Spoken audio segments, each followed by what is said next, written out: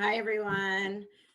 So happy to be here today. I'm excited to moderate today's conversation on the importance of data collaboration to succeed in today's multi-screen landscape. Data collaboration is a very important strategy for Ampersand to truly move TV forward. We're enabling clients like Hills Pet Care, who's going to join us today, with rich insights from the largest TV footprint in the industry to optimize their TV investment. I think today we heard a lot of the speakers talking about targeting and measurement, but to really make that a reality and easier for everyone, data collaboration is essential. So our goal with today's session is to go deeper on the subject, and I'm joined by a lot of experts in the industry, as well as Joe from Hills, who's one of our important client partners. So and I think the saying goes, when data collaboration really happens, that's where the magic happens, right, Joe? I'm quoting you. So really quick, so Christine's joining us from Liveramp, heading up solutions at Liveramp. And then we have Dean joining us from Snowflake, heading up solutions at Snowflake on a global scale. And then, of course, Justin from Ampersand, and then Joe, who is really leading the way and a great example, I think, that a lot of brands today can learn from on how he's approaching his data architecture and collaboration. So with that, I thought it would be best to start out with, we talked about data collaboration, but we also talked about clean rooms. You're seeing all this press on clean rooms, especially leading into the upfront and people launching clean rooms. So before we start, Dean, would you be nice enough to kind of talk about how we define what is a clean room first, and what do we mean by a clean room and what it does for us? Sure. Good afternoon, everybody. I'll try to answer that without taking the entire call with our entire time. Sure. So a data clean room, a 30-second definition, I guess, it's a secure environment where first party, second party, and even licensed third-party data can be matched and anonymized and made available in different ways to multiple parties that need to analyze that data and generate reports without any of those parties' PII or graphs being exposed to the other parties in the process. So I think that's probably a best 30-second definition I can come up with for the clean room. There are, I would say, several types of data clean rooms. I can just mention a few. There are walled garden clean rooms, which I think nearly everyone in this audience is probably familiar, like Google Ads Data Hub, Facebook, Amazon, Marketing Cloud, so forth. Then there are third-party sort of collaborative environments like, let's say, Liveramp Safe Haven. And maybe Christine will maybe talk later about what Liveramp's partnership with Snowflake and the Liveramp products that are being integrated with Snowflake. And then a third sort of category of clean room is clean rooms built on top of cloud data warehouses, data sharing technology like Snowflake. Whereas with conventional approaches to data clean rooms, where data from the different parties has to be moved to a third party neutral parties environment maintained by that party in that environment in order to be joined and analyzed. With Snowflake's technology, multiple parties can securely match and analyze on live data, generate aggregate results, all without any of that data leaving the parties' Snowflake accounts, without PII or their online graphs being leaving their accounts or being exposed to the other parties. And with Snowflake, that can be done across. Snowflake is multi-cloud, so that can be done with the parties' data sitting on AWS, Azure, or Google. And then I would just say, from a marketer's perspective, what we're seeing in terms of varieties of data clean rooms, over the past year, we've seen a lot of progress and activity with publishers setting up their own clean rooms. So like NBCU, Disney, and last week Roku announced a clean room that they've built on Snowflake, and then inviting marketers to participate in those publisher clean rooms. And now going forward, this year, what we're seeing is a lot of activity with marketers setting up their clean rooms, where marketers determine the rules and restrictions for how multiple partners, media channels, and data providers will interact with their clean rooms, and enabling like use cases like marketers being able to access multiple exposure data from multiple publishers and dedupe across that. And that can only be done with a marketer having their own sort of clean room. So anyway, I think hopefully that's a good 2-minute or 3-minute drill. Yeah, I mean, because it could be obviously for our audience, not everyone's probably in a different realm of the spectrum of tech savviness. But I think in a nutshell, a clean room is kind of a tech solution that allows multiple data sets to be shared in a privacy compliant way, right?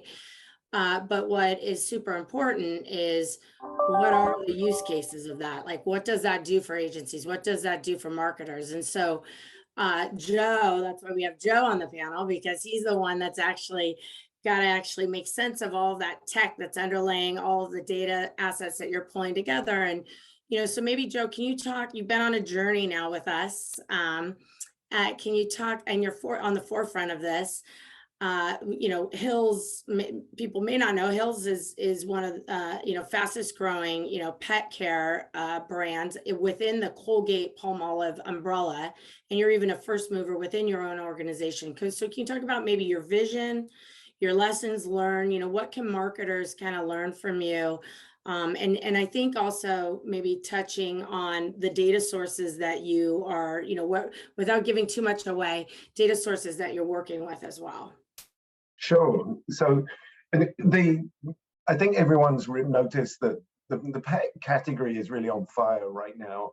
There was already strong trends of pets becoming more important to people pre the pandemic. The pandemic has just accelerated those trends. I think that's set to continue. Pet ownership is, and I know that there's a lot of pet parents on the panel, but it really is quite a special thing to people. Your dog is going to be the one person that you see in a day that's never going to get mad at you, or you're always got the best relationship. Cats probably a bit different, but anyway.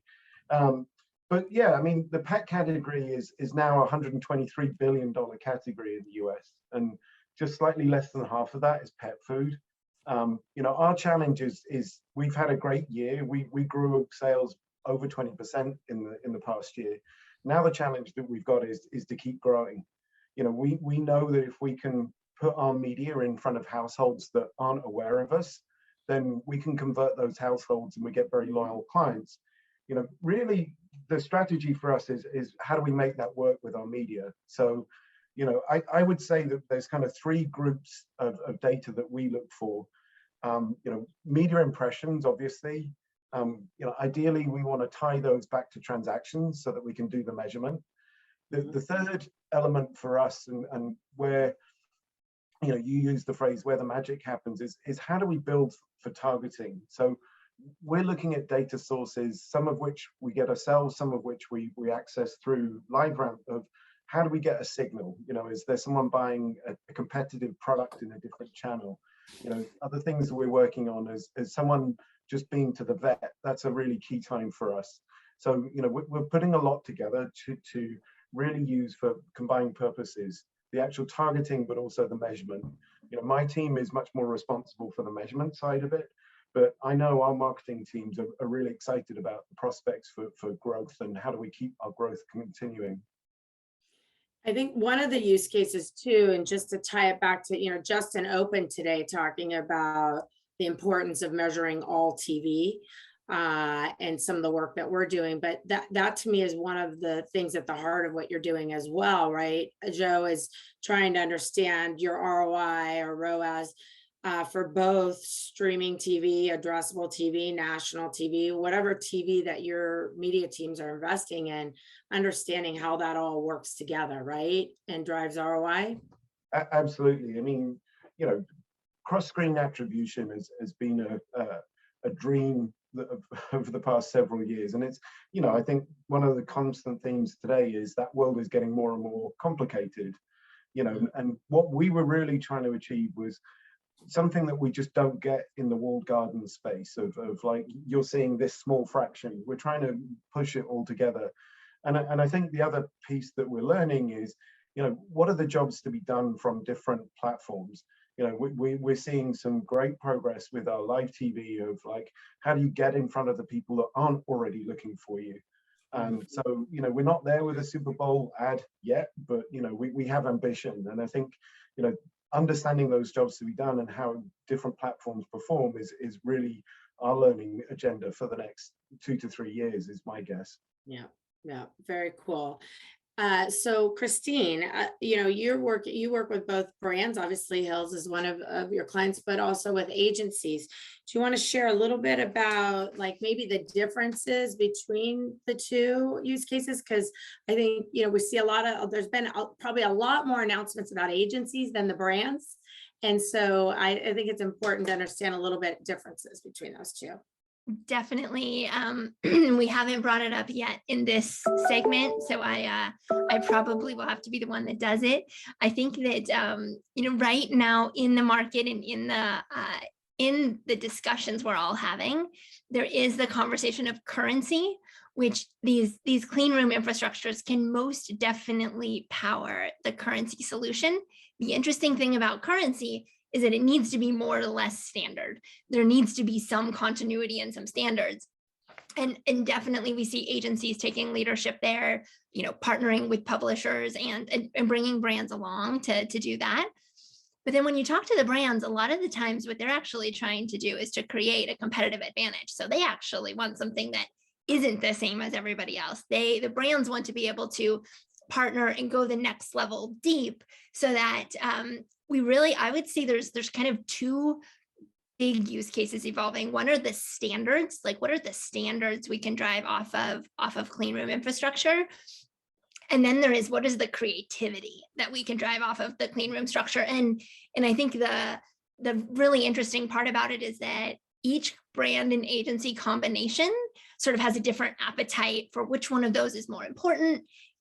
What kind of skill set and staff they have ready to go after the different ends of the spectrum. So Joe and his team, as an example, they might have I'll let him tell his story more as we go, but they might have an appetite to really get to row level data across many different types of partners and go after it because they have a strong data science team, where there might be another partner at an agency who really just wants to find a way to have a standard CTV and linear currency to trade on by the time they get to the fall. So what we're finding is audience, right? Yeah, like exactly. And so the ends of the spectrum really are pretty huge right now. They're, you know, you can go anywhere between those two things when you sit down and you talk to a brand and agency about what they want to solve together.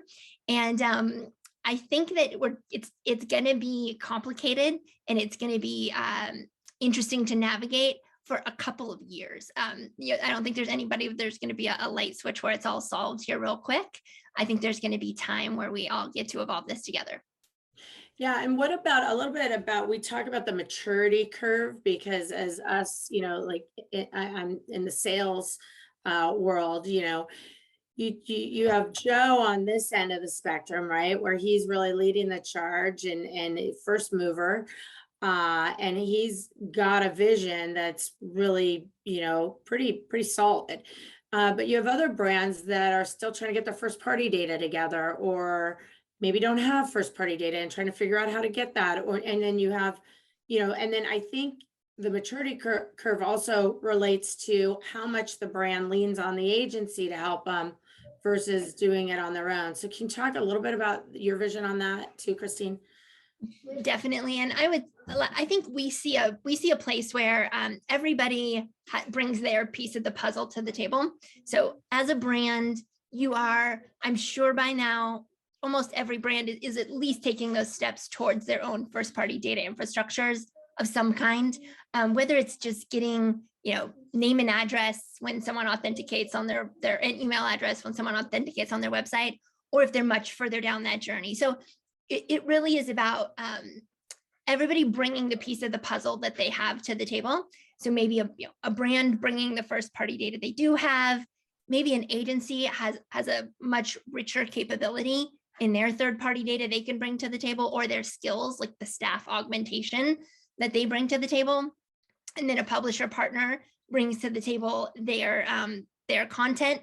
Quite honestly, we see the publisher partners or folks like Ampersand really starting to firm up what your offer is. And when you if everybody is open and flexible and kind of not sure what to bring to the table, it's kind of chaos. I think one thing that we see Ampersand doing that's really helpful is bringing clarity to this data collaboration table, which is like, here's what we have, here's how you can use it, and here's how we think you can advance forward. I think that's really helpful. Otherwise, it can be a little bit of a game of whack-a-mole where everybody is trying to figure out what assets they have to bring to the table. Well, I think that has to do too with, I think Ampersand and Justin's team are experts on TV data, the linear TV data coming off the set-top box. I mean, you take that data set and combine it with the digital data sets. Sometimes it's the first time some of these brands are doing that, and they need help kind of figuring that out. But I think on the maturity curve to add to is the kind of sophistication of attribution models, right? And right, so some want to just use canned off the shelf ones, and others want to customize them for specific to their category. Yeah. Joe, can you talk a little bit about, to me that maturity curve also ties to your structure, right, at the brand, right? So the ones that are maybe on the higher end are investing in these in-house analytic teams, and maybe some earlier haven't gotten there yet. So can you talk about your structure and then how you work with the rest of even Colgate Palmolive a little bit, and how maybe you put these insights into action? Sure. I mean, just to build on Christine's comments about maturity, I think if we'd waited until we felt like the time was perfect, we would still be waiting. Yeah. And I think as a brand, we just got to the point of, we kind of know what we want to do. It was more important to start than have a line of sight of where is this going to go for the next 3 years, because I think, it's very difficult for anyone to predict how the changes that are impacting the industry are going to affect things. So you asked a bit about the way that we're structured.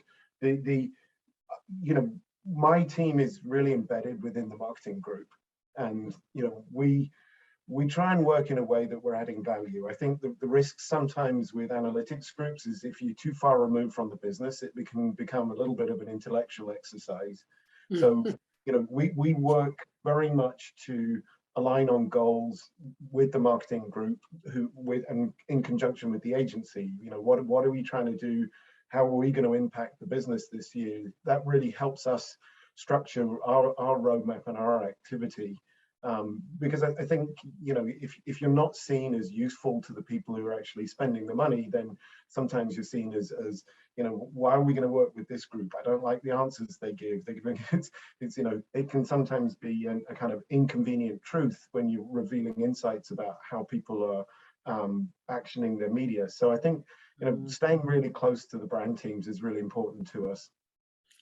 Yeah, well, I think too, I mean, Justin, we haven't heard from you yet, but I think we'd like to say, I mean, look, insights for the sake of insights isn't going to help anybody, right? They have to be actionable. And so Justin, can you talk a little bit about that, about actioning on the insights? Yeah, I mean, look, I would build off that exact point. You don't generate a measurement program just to get the metrics. You want those insights because you need them to do your business better. And one of those ways might be to determine what your return was, right? It's some sort of outcome-based measurement to calculate ROI, but it may be because you want to run your next campaign better. So when we look at attribution, when we look at effectiveness measurement, we take the next step to also say, can you uncover retargetable audiences off of those outcomes? And it's why we believe so much, not just in having insights, not just having inventory, but having those two work together in a really direct way. So, no, I think that point is right on. Yeah, well, and I think too, bringing in the insights from TV, from all TV, allows you to do that. But what's essential to that is we have the AND platform that allows you to actually action off of clean rooms using either building audiences from clean rooms and pushing them onto the AND platform to action, and then understanding your performance on the AND platform. So all of our clean room partners, both the client and the agency, have access to this platform, which I think is super important. I like Joe's point too of not waiting, right? I think this is something I said early on in the day as well. The dealing with an ever increasingly fragmented world is very hard. And if you wait for that fragmentation to unfragment, you're going to be waiting a long time. Versus if you get going with what you can control and what you can work with, as there is greater collaboration and interoperability built back in, you'll be better equipped to take fuller advantage of that, given the foundation that you've put together from the beginning. Yeah, yeah. No, well said. I think also the well, let's hear Christine and Dean. You guys, I think when we're talking about all of this, you guys have a partnership. Can you talk a little bit about, because you guys are, I would call you sort of competitors, but you're also partners. So can you talk a little bit about that, just, and then we can kind of tie it in with from the marketer side too. It's a perfect piggyback from Justin, actually. Like, I was just gonna to connect Justin. He set us up, I think, Dean, to articulate our partnership really well. I think we should probably clarify that we're not really competitors. And then I'll let Christine talk about our partnership. But I mean, Snowflake provides the infrastructure for data collaboration, secure data collaboration, which can be used to build clean rooms and so forth. We're a cloud data warehouse for over 7,000 companies that are using us across the enterprise for all sorts of things beyond marketing, right? And so we don't compete with Liveramp or other parties in providing the products and services like measurement and so forth that Liveramp provides. So we're just the infrastructure that sits on top of. So and then so Christine, if you want to talk a little bit about the partnership and what sits on top of that. Definitely. So I think you almost have to go back to go forward a little bit, right? Which is the use cases that we just covered today. I think there was 3 majors, right? There was analytics. So let's overlap to analyze data. Let's segment data. So let's find the smartest audiences that we want, in partnership with other companies, and let's activate. And if you think about what Liveramp does in partnership, really, I think as Snowflake evolved, we had to do it a little bit more on our own and a little bit more hosted, I would say, and kind of figure it out. As Snowflake has evolved, it's presented a great opportunity for us to do those same use cases, but more and more embedded on top of Snowflake. And that can be in a couple of ways. So we bring identity infrastructure to Snowflake. So that means that if you're a customer using Snowflake, you can bring your Ramp ID or your Liveramp relationship into your Snowflake environment. That helps you get your data cleaned up and straight. It also helps you partner with other folks that are on Snowflake. So if you don't have an identity layer like Liveramp in Snowflake, you're often left matching on hashed email to hashed email, or trying to match just on IP or device IDs. So the beauty of bringing the Liveramp identity to your Snowflake infrastructure is that you can, it makes it much easier to use your own data, as well as then partnering with other companies. So that's the most fundamental way that we work together today. Dean's team and my team are solutioning daily at this point for brands, media owners, measurement companies, all the different parts of the ecosystem, data providers also. And then the other applications around building segments and activation. Today, we do them in much the way we have for a long time. And we're just continuing to evolve with partners like Snowflake on exactly what it means to build audiences and activate them to different destinations in the ecosystem.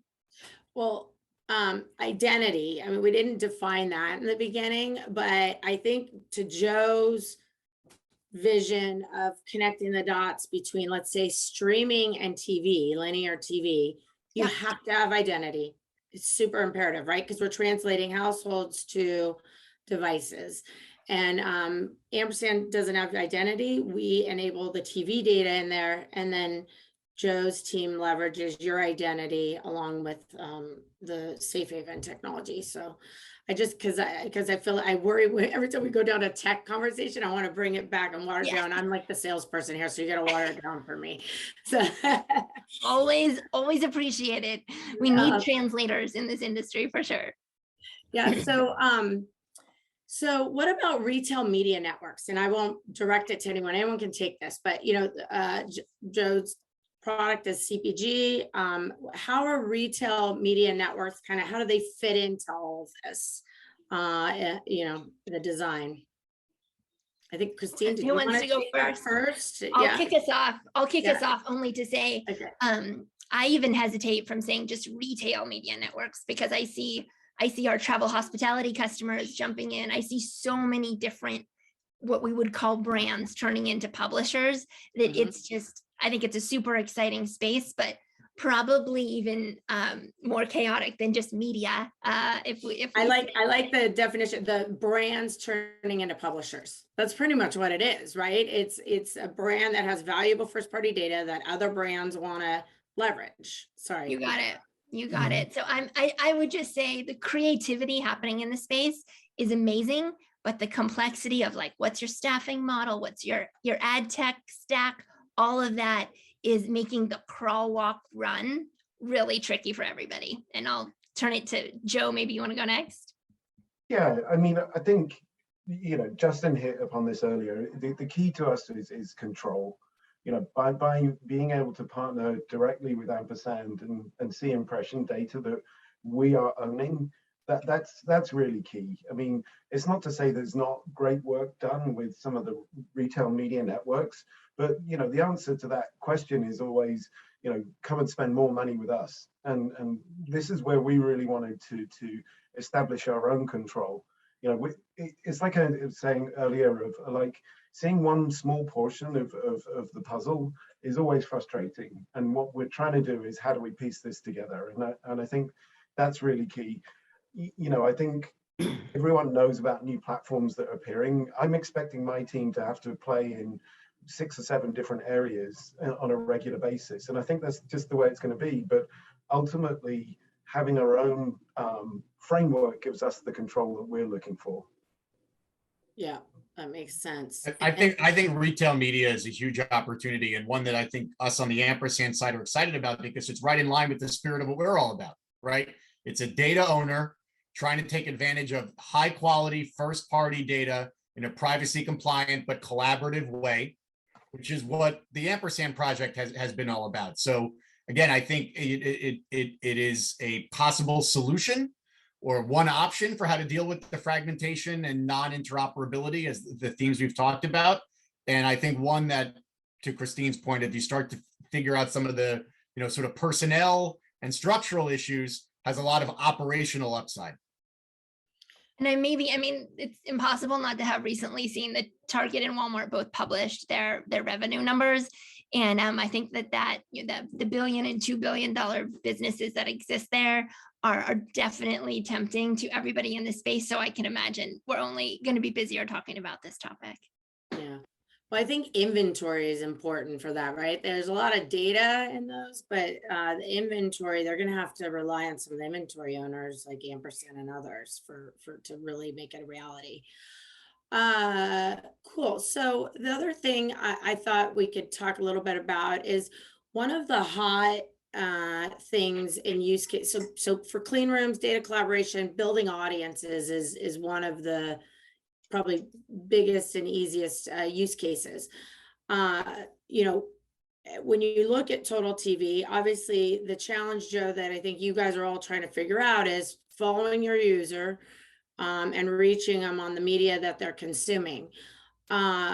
You know, at Ampersand, we have the ability to use our linear TV data, right, to understand who you're actually reaching and who you're missing, and then be able to create an audience to drive more reach against that. We call it incremental reach against that audience. Can you talk, what I worry about is that the DSPs are also building these audiences, but they don't have the linear TV data. And I worry that some marketers or agencies, because it's easier, will use light TV viewers, but we see through our data, it's not just light TV viewers you're missing, it's medium and heavy. I think it's a big challenge in the industry. And I think, you know, I'd love to hear your feedback for anyone. Joe, maybe start with you on how you're solving for that and thinking about that. Yeah, I mean, for us, some of the learnings that we got, and I'm sure a lot of people are in the same place, is it's really about hitting the right person within a household at the right time with the right message. You know, typically there's only one person who's making decisions about pet food. Everyone loves the pet, but there's only one person making those decisions. And it's about finding a way to break through and get to that person. And yeah, you know, I mean, our heavy TV households has been something of a blocker for us. You know, we're finding that, you know, the heavy TV households were not just consuming heavily on one platform, but across 3 or 4 different platforms. So starting to unpick that has been some really fruitful learnings for us. But yeah, I think, you know, getting to that medium to light viewer at the right moment has been a lot of fruitful ground for us so far. Justin, anything to add there, or Christine or Dean on it? Oh, look at that. I love it. She's got a brand new puppy. Only a week, right? I couldn't resist. Sorry about that. We were all on the prep call showing our pets. I love it. So cute. That's no fair. You stole the show there. I did volunteer at a pet adoption place yesterday with my daughter and almost came home with a new one, a second one. So, so funny. So just anything on bridging linear TV and streaming and incremental reach? Anyone? I think we pretty much exhausted that. So I think the idea, like it is becoming required in this year's upfront and or, you know, into next year. You really have to be doing it now. There isn't really the option not to, right? The cord cutting patterns, the chaos, really the fragmentation, even in CTV and OTT solutions, is driving the need. You know, if you're not thinking about your call it reach extension strategy, sort of your complementary planning and then measurement strategy, for a whole nother 12 to 18 months, you're really going to be kind of behind. You know, last year we may have been talking about it at this time as if you could be a leader and you could get in there. Now it's pretty much table stakes that you're really thinking about what your strategy is to measure the combination of linear and CTV OTT. yeah. Yeah. So Justin, Well, and also Davina, you mentioned earlier DSPs, and you know, we have DSPs, they're sharing their bid stream data back to marketers through Snowflake, but you know, that's where like a solution like Liveramp's identity solution and Ramp ID transcoding on Snowflake really comes into play because of the prevalence of Liveramp's IDs in the bid stream. Yeah. And they can obviously match in the TV data that you're making available, and resolve all that, you know, back to Ramp IDs. in a clean, right? Yeah. Yeah. Clean. Yep. Yeah, I love that. Justin, can you talk a little bit about scale for TV data specifically? Because I think that's the other thing, is that when we're building audiences or measuring targeted campaigns, scale is essential. And I think when I go back to the maturity curve that we talked about, I think sometimes brands and agencies will go quickly to whatever the easiest low-hanging fruit TV data source is without thinking about the scale aspect. And then when they start to get to the insights and looking to make them actionable, there's not enough scale there to make it reliable. So can you talk about why that's I mean, look, important? you've got to go back almost to your, statistics class in high school or college, and still, even though it feels like you're working with deterministic census-based data sets, you still need to have a meaningful sample size to generate insights that can be acted upon, that will have signal to them. So it's not just about having, oh, I've got a handful of deterministic TV homes, that should be enough. Well, if you start to layer on audience and geography and outcomes, and maybe 2 outcomes, that starts to break down quickly. If you're not careful, or if you don't have the large starting sample to begin with. In addition, you want to make sure that your data asset, or that what you're looking at, is complete. So one thing we also talk a lot about is there's a lot of viewing happening within the home. It's not just on the main television. It's in the bedroom. It's in the kitchen. It's in the man cave. It's in, the kids' room, the playroom. All of that is meaningful viewing that you want to capture. So, all of that comes together from the largest possible TV viewing standpoint, which is why Ampersand's taken the point of view of trying to bring together these data assets into one cohesive, representative, complete, actionable viewing data set. Thank you. So Joe, how about just to give the audience, I don't know, I feel like we're running out of time here, but I don't have any Q&A yet. So how about talking a little bit, how many publishers, data partners do you have contributing to your data architecture? I feel like, because you're on the forefront, I think that might be kind of useful. And I think also most people are focused on the audiences, but measurement is a big part of what you're doing. So a little bit about. Yeah, so we just signed with our 10th partner this week. So, we feel like, actually it's turning into a full-time role of what are the third-party data sources that we want to partner with, who actually manages it, who's evaluating, is this the right partner, is this the best solution? We found that this was a significant complement to our 1P data strategy a couple of years ago, and we're really looking to build upon that.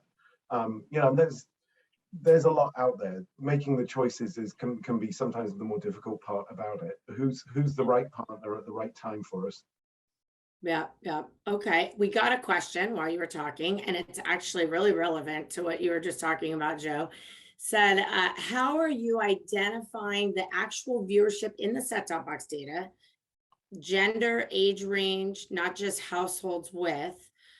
RentTrack and ComScore has had this challenge for years and never solved it. Justin, do you want to take that? Sure. So I would say a couple of things to this. There's an innovation happening here, and there's a number of companies that are active in attempting to do what that question asked for, which is cross the bridge from just household-based viewership to actually ascribing person-level viewing in the household. And I think some sort of solve for that issue will probably be more important when you're counting and you're looking to trade than it is from an insights perspective. I think because from an insights and attribution perspective, the fidelity of that match is so critical, so that you can make causal connections between exposure to outcome. The ascribing person level viewership may not be as critical as it may be for counting total impressions, completing a trade between buyer and seller. But I do think there's innovation happening there, and I feel better about that by the month. And that came from Hudson MX, just if you're wondering. So, I was just joking. I was just joking that Justin and I have worked together a long time, because that would have been the words that came out of my mouth. Like in the case of Hills or other brands, if they're looking for responsiveness and they're looking to see which partners are driving more sales or not, they actually don't need to know exactly who is sitting behind the TV. So it's an interesting kind of play, as Justin just said. Awesome.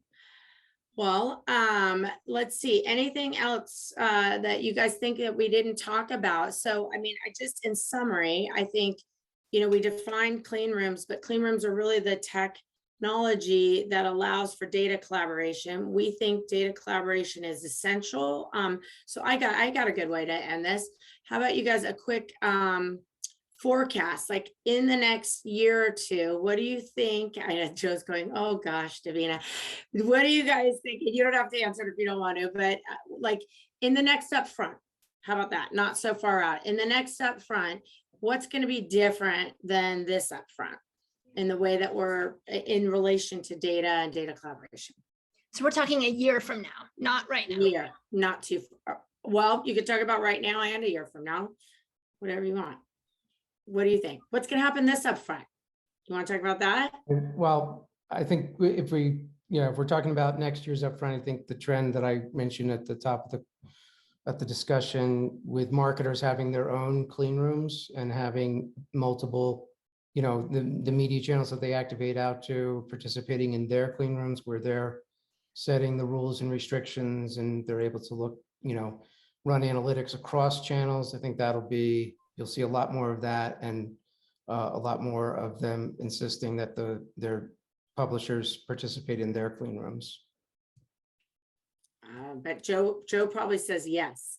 Yeah, I think it's going to be the situation where the brands are going to be pushing more and more. At the end of the day, I feel like this is a space that we haven't really participated in quite as strongly as we'd want to. From our perspective, we're the ones spending the ad dollars. So I feel like, we're really pushing to try and get back some control. And I think that's going to become much more common a year from now. Right. And maybe I'll say a ton of testing and learning this year. Like, I think this year, it's just going to be tests all over the place, trying to figure out what currency you want to use, what data partners are going to be important to you. Next year at this time, I think we're going to see a lot of publishers taking a play out of Ampersand's playbook. I think brands are really coming to understand the kind of partnership that Ampersand is offering right now is pretty unprecedented. Joe's teased at it, but it's amazing data. Justin and his team are helping you figure out how to use it. And it really, it's all in the interest of helping your total TV buy be better. And that's pretty unique. So I think Ampersand is out ahead. And I think we'll see a lot more partnerships like this potentially by the time we get to next year. Well, I love that. I'd love to end on that. Unless Dean and Justin, do you have something you want to share? How can I top that? Dean, anything from you? No, I think that's, we can end on that. Awesome. Thank you so much. It was so great to see you guys. Really appreciate it. Ethan, you have the floor.